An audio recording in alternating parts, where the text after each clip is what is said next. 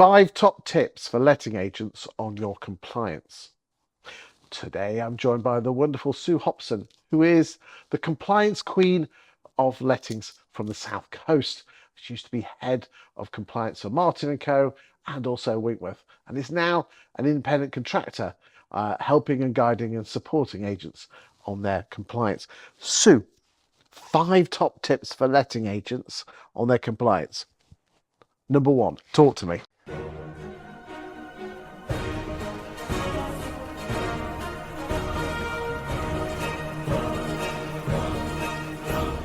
I think the first one has always got to be money, making sure the client funds are secure.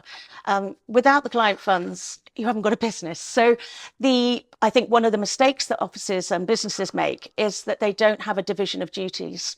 And again, over the years of operating, both for myself or within these big companies, I have come across these situations where naively some business owners allow other people to run their client accounting because they don't understand it, which is fine, but you must make sure you are keeping an eye on it. It's very difficult with a small agency. A small agency obviously will need to probably only have one person doing their client accounting, but I do recommend that they have somebody externally look at it more regularly than just annually, ready for their CMP, because by the time it comes to that, it's too late to fix the problems if there are any. I used to work for a very large firm, and it's amazing how 40-50 grand can rack up without being malicious. Absolutely, absolutely. I think the problem you've got is that money can disappear through 2 channels. It can go either through the owner, sadly, and sometimes that's been just to fund the business, which unfortunately I'm not very sympathetic about, because it's never their money to start with, and that means your business model is wrong. And you should be looking at yourself rather than just borrowing funds. Bit tough. Tough, I know.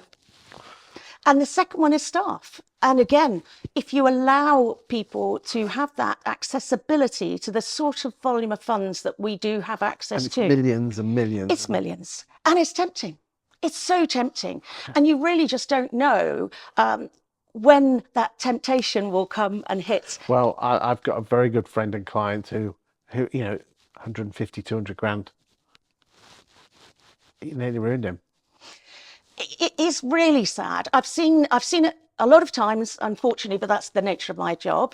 People generally will not know this much goes on because they don't come into contact with it. But unfortunately, through doing the audits and the compliance, this is what I'm here for. I'm here to flush out the bad eggs. But I've had people where the owners have had a gambling habit, for example. That was very sad. And I've had staff members who have been door knocking and collecting, in the old days, renewal fees in cash. So they would go to the tenant and collect the renewal fees and just pocket them. I've had staff members who have pocketed cash. This is why cash is not king, it's dangerous, where staff members have pocketed cash that's come in as rent, but they're also in charge of the arrears. So they tell the landlord that the tenant's in arrears. Oh, I'm chasing it. Well, it's never going to come because it's in their pocket.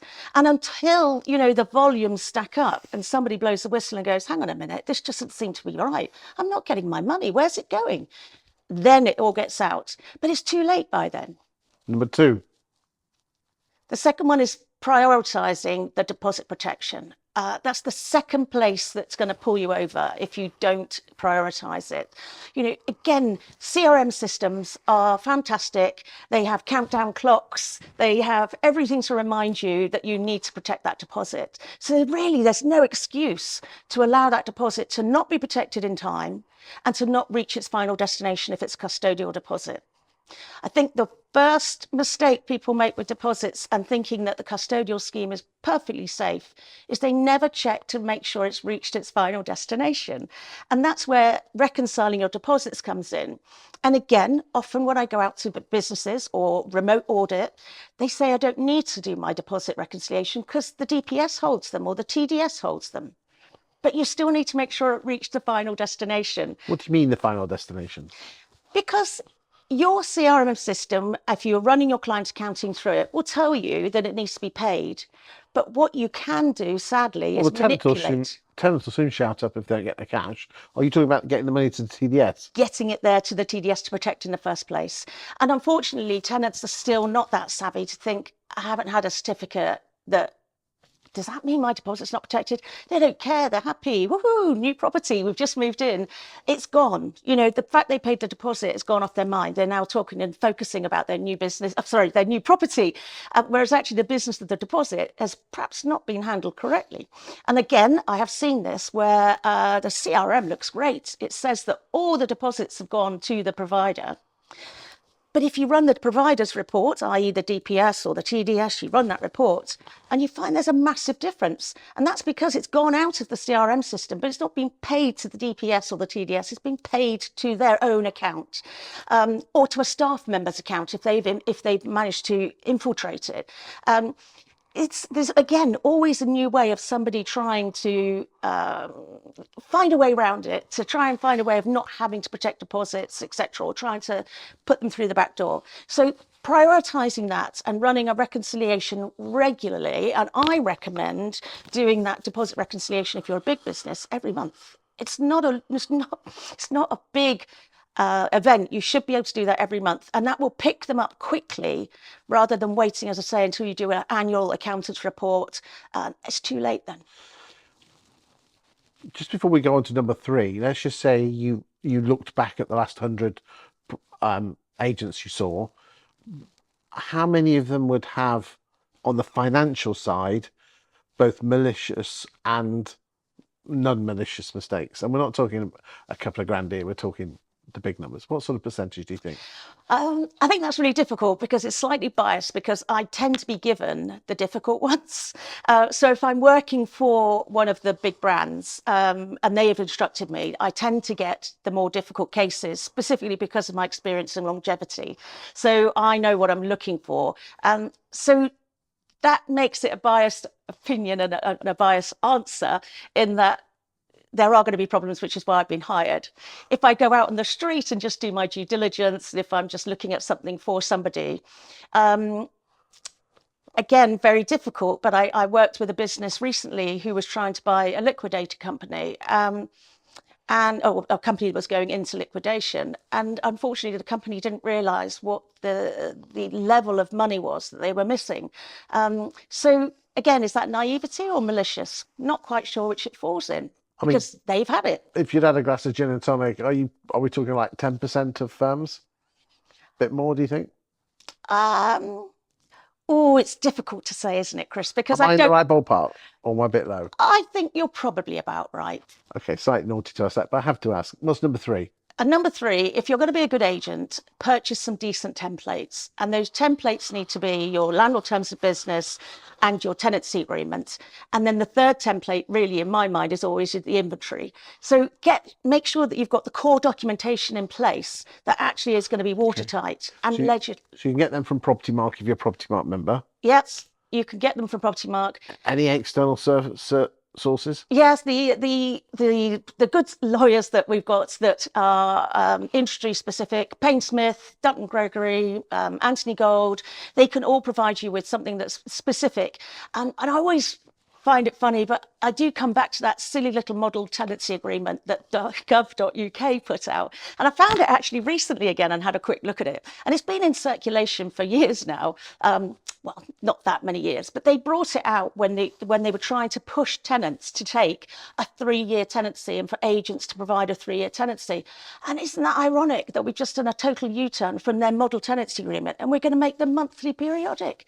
I mean, where did that come from? It's just so bizarre that we were quite happy with our 6-month, 12-month tenancies. Their model one said it had to be 3 years, and now we're going back to a month. But that's another topic. But you know, there are model tenancy agreements out there for the standard landlord, I guess, if they wanted to do it themselves. But I think those days of doing things yourselves is really over. And to entice these people in, we need to have all the tools in our tool bag to be able to keep them happy and show that we are professional. And it's not just a hobby. Letting is not just a hobby. Letting is actually a very complicated business, and you need us. We're professionals. So get those templates in place. if I go out and see templates that people have made themselves, I get very cross. And if I've seen templates that they allow landlords to alter because they think they know better, that equally makes me as cross. They are there and they've been authorised by a solicitor because they know what they're talking about. And everybody wants to be a wannabe solicitor when it comes to terms, and they start to alter them. Don't let them. Stick to the rules. Number 4. I think number 4 has to be follow the process. There is a very straightforward process in lettings. A to B, B to C, C to D. Do not bend, do not deviate. It's when you deviate that the problems occur. And actually, we usually deviate because we're trying to over-service. And by over-servicing, we usually get ourselves into problems. So things like, I've seen, where's the deposit? Where's the rest of the move-in monies? Oh, they're paying that next week. But they moved in 2 weeks ago. That's the sort of thing, well, they didn't have the money, but, you know, they needed to move. That's not your decision. You know, that is a really bad decision. It's that sort of bending of the rules that doesn't work. I let them put their things in the garage 2 weeks before the tenancy started. That's also a bad rule. Bad decision, very bad decision. Bending the rules that really will only come back and fall foul on you. Because if they don't sign the tenancy agreement, we've now got a load of stuff in the landlord's garage who's going to be very upset with you. I actually personally fell foul of something years ago that has scarred me for life, I have to say, and was one of the things that really pushed me into compliance, because I felt like I needed to learn more about not how to do it properly, but how to do it properly without bending, because over-pleasing is something that we all want to do. And I had a tenant that was away for the weekend and called me. And this is confessions on a camera here. I mean, it's embarrassing to say this, but it was years ago. And it's just about how you try to please and be a people pleaser. It was a Saturday, they were away. They phoned me and said, we've got an electrical contractors company, which they were. We knew they were running an electrical contractor. He said, I've got some things in my garage. My contractor needs it for Monday. Do you think you could go and let him in? And I said, no, I can't. 1, it's Saturday and I'm on my own. And 2, I don't know who you are. But he was so insistent and so bullish that actually, I hate to say it, but I gave in. I said to him, you know, come on then, let's have a few sense questions to make sure I know who you are. Because he just was not going to give in and was being quite rude. And I should have just said, I'm really sorry, I can't help you. But I didn't. So I went round later. I said, when I finish my shift on the Saturday, I'll go round and I'll meet your contractor and I'll let him in to get the materials. So I went round, I met the contractor, he took the materials. On Monday, I got a call from the tenant. We'd been burgled. It absolutely broke my heart because I knew, 1, I should never have done it. And 2, I knew that this was the sort of thing that was going to happen. I'd almost knew it. And I was so upset that somebody felt that it was appropriate to be so deceitful.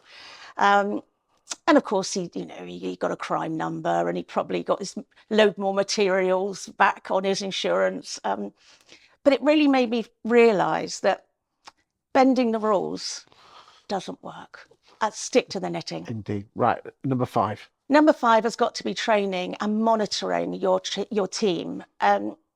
I meet a lot of hands-off owners, and there's nothing wrong with that. That's probably part of being a business owner. You can't be sailing the ship while you're downstairs serving the dinners, but you do need to know that the quality of the dinner that's going out is good. So hands-off approach is not really a great idea. And I find that this is where most of the problems come from, is that they're not monitoring what's happening and they're not doing the training either that's required. Went to a business recently and said, oh, sanctions. What are you doing about the sanctions? And I said, I'm always going to remember it. 14th of May, my birthday. It's a great date to bring it in. What sanctions? And this is the problem we have. And I said, when did you last go on any training? And this lady's got 8 years in the industry and said, he's never sent us on any. And I think that's sad, really, because you have to invest in your people if you want to be the best agent. You do. Well, thank you for your time today. Thank you for those 5 points. If you've got a number 6, put those in the comments. Thank you for your time today, Sue. Great. Thanks, Chris.